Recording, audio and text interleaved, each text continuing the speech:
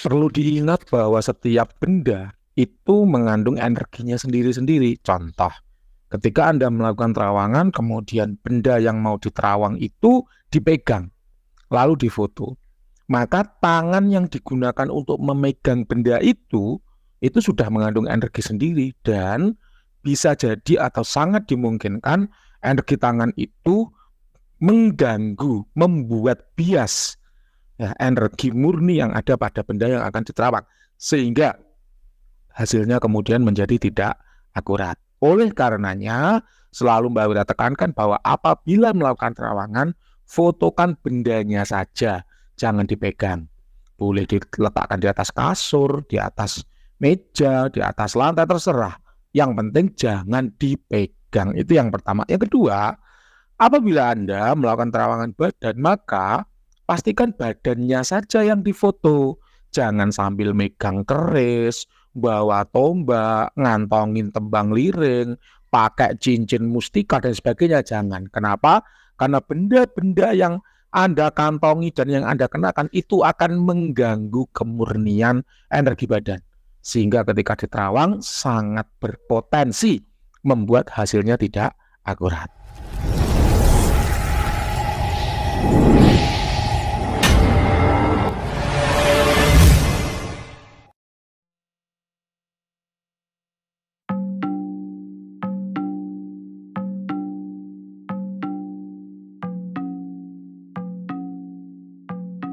Halo para lovers and haters dimanapun Anda berada, baik yang ada di alam nyata maupun alam gaib, apa kabarnya? Salam cerdas bersupranatural. Berjumpa kembali dengan Mbak Wira, Guru Besar Padepokan Sengkelat, Rajanya Asimat. Hari ini Minggu 21 April 2024 jam 9 pagi, kita sedang melayani klien nomor 6906 ya, 6906. Beliau menerawangkan sebuah cincin yang awalnya itu dipegang ketika hendak diterawangkan. Kemudian Mbak Wira bilang agar cincinnya difoto secara solo, jadi tidak dipegang dengan tangan. Nah, cincin ini Mbak Wira tidak tahu ya belinya di mana, harganya berapa, atau praktisi yang meritual siapa. Jujur Mbak Wira tidak tahu, tidak diberitahu, juga tidak mencari tahu.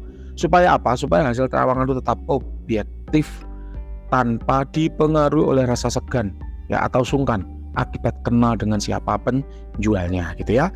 Kemudian Bapak Ibu semua, Mbak Wira tidak jualan cincin ya. Jadi apapun hasil terawangannya tidak ada unsur ingin menjatuhkan dagangan orang lain. Tapi ini overall hasil terawangannya bagus ya. Cincin dari klien nomor 6906 ini Mbak Wira periksa dengan beberapa metode. Yang pertama melalui vibrasi energi. Energi sendiri ada beberapa macam ya. Yang pertama yaitu energi alam. Energi alam adalah energi yang berasal dari alam dan bisa masuk ke dalam suatu benda dengan dua cara, dua metode. Yang pertama yaitu masuk sendiri secara otomatis tanpa disengaja oleh manusia, dan yang kedua disengaja atau dimanipulasi oleh manusia. Ada banyak ilmu yang bisa digunakan untuk memanipulasi energi alam. Contohnya adalah Aji Coro Pasungsang, mantra Eyang Semar, ilmu Sangkan Paraning Dumadi, dan seterusnya. Banyak banget ilmu yang bisa dipakai. Ya. Dan di luar itu masih banyak juga karena aliran supranatural yang ada di Nusantara ini kan banyak banget. Jadi Mbak Wira itu adalah praktisi yang mengakui kesaktian ilmu dari aliran lain. Karena memang banyak ya, aliran Dayak itu juga kuat-kuat, Tanah Karo itu juga keren-keren, Bali itu juga hebat-hebat. Jadi tidak hanya Kejawen saja yang luar biasa, aliran lain pun juga luar biasa, bergantung pada siapa pengamalnya gitu ya. Nah, untuk benda dari klien nomor 6906 ini kalau Mbak Wira rasakan tidak mengandung energi alam. Yang kedua adalah energi dari manusia, energi dari praktisi yang meritual. Namanya praktisi, namanya manusia itu punya beragam metode untuk memasukkan energi dirinya ke dalam satu benda dalam rangka merubah karakter benda itu dari yang sebelumnya tidak bertuah jadi bertuah. Biasanya kalau energi saja kita menyebutnya dengan tulpa ya.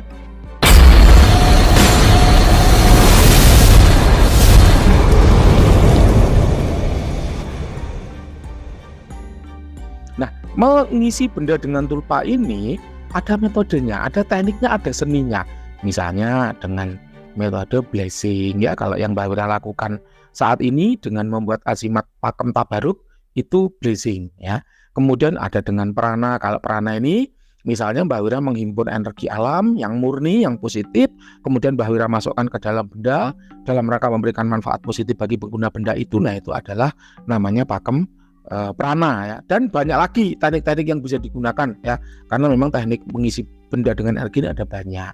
Nah, untuk cincin dari klien 6906 6 ini kalau menurut Mbak Wira tidak mengandung energi manusia. Ya ada energi manusianya tipis ya sebagai pondasi bagi cincin ini agar bisa diisi dengan energi dari entitas astral sehingga memberikan manfaat yang baik bagi penggunanya. Tapi energi itu tidak dimaksudkan untuk diberikan kepada si manusia, melainkan sebagai pondasi aja biar energi spiritual dan supranatural dan benda ini itu stabil, tidak mudah terurai, tidak mudah lepas, tidak mudah sirna, sehingga bisa dipakai secara jangka waktu yang lama atau long lifetime gitu ya. Nah, skalanya sendiri relatif kecil ya. Kalau Mbak Wira skalakan dari 1 sampai 100 mungkin di kisaran angka 40 karena memang tidak dimaksudkan untuk memberikan manfaat secara langsung ya bagi penggunanya, melainkan lebih ke arah agar benda ini secara supernatural itu stabil. Yang terakhir adalah energi dari entitas astral yang kemudian kita sebut dengan khodam. Khodam adalah jin yang sudah ditundukkan dan diikat dengan perjanjian agar patuh, loyal, mau membantu manusia dalam menyelesaikan segala hajat dan kebutuhan hidupnya. Ingat, khodam adalah jin ya. Khodam adalah jin yang sudah ditundukkan. Khodam itu berasal dari bahasa Arab yang artinya itu pembantu. Pembantu kita ya dari golongan manusia, dari golongan jin, dari golongan malaikat ya. Cuman kalau dari golongan malaikat ini biasanya para nabi dan rasul atau para ulama. Ya, kemudian kalau dari golongan manusia itu para bos besar ya yang punya karyawan, itu khodamnya dari golongan manusia. Kalau manusia-manusia biasa kayak kita ini khodamnya dari golongan jin. Ya, jin itu adalah entitas ya astral, makhluk ciptaan Tuhan yang terbuat dari nyala api. Dia juga diciptakan sama seperti manusia untuk beribadah. Maka dari itu jin itu punya pilihan, apakah dia mau membantu manusia dalam rangka beribadah, mencari pahala, sebagaimana kalau kita membantu orang lain gitu loh ya. Pak, tolong Pak, kasihan Pak, dibantu Pak, belum makan seminggu Pak, lah kita ngasih uang. Nah itu kan namanya kita membantu sesama manusia. Apa imbalan yang kita dapatkan? Ya pahala. Sama jin juga begitu. Jin itu ketika membantu manusia ya dia dapat pahala juga, sama seperti kita. Ya. Kemudian ada lagi orang yang membantu itu ada motifnya. Contoh, Pak, saya minta tolong Pak, saya ada kasus Pak. Kasus apa? Kasus pembunuhan Pak. Tolong jadi pengacara saya supaya saya tidak dihukum mati misalnya. Terus dibantu sama seorang pengacara. Motifnya apa? Uang. Nanti kalau udah lolos, berhasil biayanya sekian. Nah itu berarti ada imbalannya. Jin juga demikian. Ada yang membantu manusia karena imbalan. Nah, hey jin, kamu bantu aku ya. Nanti imbalannya adalah aku sembelihkan kambing hitam misalnya. Seperti yang baru-baru ini terjadi di pabrik yang kesurupan massal, itu minta disembelihkan kambing hitam. Jadi ada juga yang seperti itu. Jadi kalau kita ingin memahami bagaimana dunia jin, ya kita melihatnya seperti dunia manusia. Ya, ada yang membantu dengan niat ibadah, tulus ikhlas lillahi ta'ala, ada yang membantu itu karena imbalan. Nah, khodam itu adalah pembantu dari golongan jin. Apakah jin itu minta imbalan apa tidak? Yang tahu adalah si dukun yang meritual. Ya, bukan saya. Kenapa? Karena saya pun nggak tahu isi perjanjian antara si dukun yang meritual dengan jin agar mau dijadikan khodam pendamping pendaki.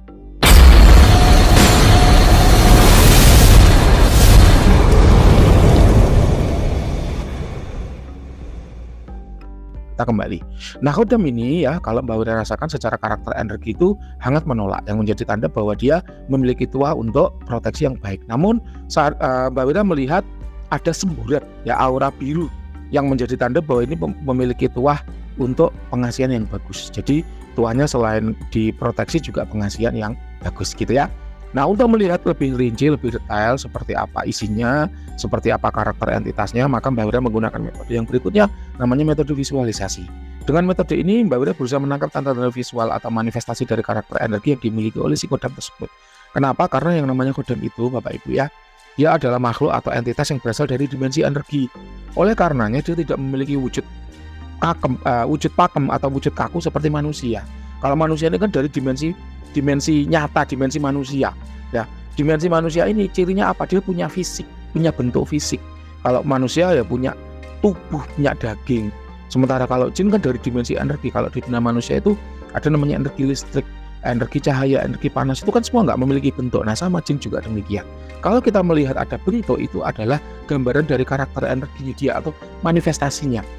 Dan sebagaimana kalau kita lihat listrik itu simbolnya seperti rambut ruwet ya.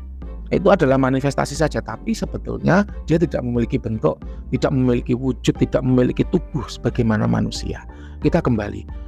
Sosoknya adalah wanita, ya, sosoknya adalah wanita. Kemudian aura biru menandakan memang dia memiliki penghasilan yang bagus. Birunya biru gelap. Ini dark entitas ya, tapi aman kok, tanpa dampak negatif. Kemudian Aura yang pekat menandakan dia memiliki tuah untuk proteksi yang bagus. Jadi memang tuah utamanya ada di pengasihan dan proteksi.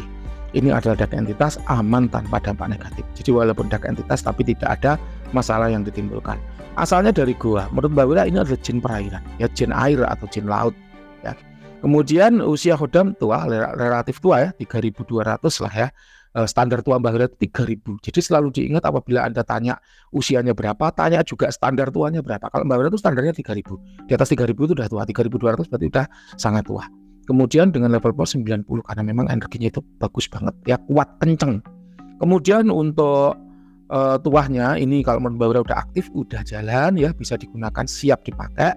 Kemudian kalau untuk perawatan Mbak Wira merekomendasikan menggunakan Dupa Gaharu Herbal Cap Raja Omyang. Ada diskon 30% di Shopee ya, nanti linknya akan ditaruh di kolom deskripsi oleh admin. Demikian yang bisa Mbak Wira sampaikan. Silahkan kalau ada yang kurang jelas, Mbak Wira available untuk diskusi ya. Kita ngobrol aja santai Kak. Nanti akan Mbak Wira jelaskan mana-mana yang kurang jelas atau pertanyaan-pertanyaan yang belum terjawab. Terima kasih, selamat siang, semoga bermanfaat. Apabila Bapak Ibu itu hanya penasaran, ingin bertanya apakah benda yang dimiliki itu berkhodam atau tidak, maka Bapak Ibu bisa memanfaatkan paket iya tidak. Paket iya tidak itu murah, hanya 20.000 per pertanyaan. Bebas tanya apapun selama jawabannya ya atau tidak. Contoh, Mbah, apakah benda ini berkhodam? Maka kalau ya, ya jawabannya ya berkhodam. Kalau tidak, maka jawabannya tidak berkhodam. Kalau udah jelas-jelas berkhodam, maka Bapak Ibu bisa melanjutkan. Apakah mau ambil paket hemat yang 100.000? Apakah mau ambil paket eksklusif yang 200.000? Hal ini ya Mbah Wira keluarkan, program ini Mbah Wira keluarkan dalam rangka menjawab kegelisahan Bapak Ibu semua. Karena ada saja klien-klien itu yang gerundel, yang mengeluh ya ketika Mbah bayar mahal-mahal 200.000 ternyata bendanya kosong ya. Maka dari itu Mbah Wira keluarkan paket hemat, paket iya tidak gitu ya, dengan harga 20.000 saja. Jadi win-win solution. Anda sebagai orang yang punya asimat terbantu. Dengan cara apa? Nggak usah keluarkan 200.000, cukup keluarkan 20.000. Anda akan tahu apakah benda yang dimiliki berkhodam atau tidak, sehingga bisa memutuskan apakah mau lanjut ke paket hemat, apakah mau lanjut ke paket eksklusif. Sedangkan bagi Mbak Wira sendiri juga nggak merasa direndahkan, nggak merasa diremehkan. Kenapa? Untuk menjawab sebuah benda itu berkhodam atau tidak kan pengecekannya panjang. Sehingga kalau dibayar 20.000 ya sudah cukup lah. Gitu ya. Karena apa? Karena parkir aja bayar 2.000. Mobil itu parkirnya bayar 5.000. Masa Mbak Wira ngecek azimat itu gratisan gitu. Mbak, ini ada khodamnya apa enggak Mbak? Kalau ada khodamnya saya mau transfer Mbak untuk terawat selanjutnya, ya nggak bisa. Bayar dulu baru kemudian Mbak Wira cek. Kenapa? Karena udah banyak ya orang-orang yang setelah dijawab, oh iya ini berkhodam, kabur nggak lanjut ke paket berikutnya, atau oh iya ini kosong tidak berkhodam, oh ya udah Mbak kalau kosong saya nggak jadi terawan gitu. Itu banyak, sehingga Mbak Wira mengeluarkan solusi win-win solution. Mbak Wira menang, Anda juga menang. Anda menang, Mbak Wira juga tidak kalah. Gitu Bapak Ibu ya.